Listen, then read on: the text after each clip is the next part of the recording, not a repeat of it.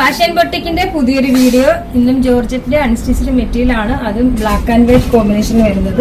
നമുക്ക് ഈ റെയർ ആണ് ഈ ബ്ലാക്ക് ആൻഡ് വൈറ്റ് കോമ്പിനേഷൻ ഒക്കെ. ഇതേപോലെ നല്ല ജോർജറ്റ് ആണ് വരുന്നത്, പ്രീമിയം ക്വാളിറ്റി ആണ്. ബോട്ടവും ജോർജറ്റില് പ്ലെയിൻ ബോട്ടം ആണ് വരുന്നത്. നല്ല ക്വാളിറ്റിയിൽ വരുന്ന ബോട്ടമാണ്.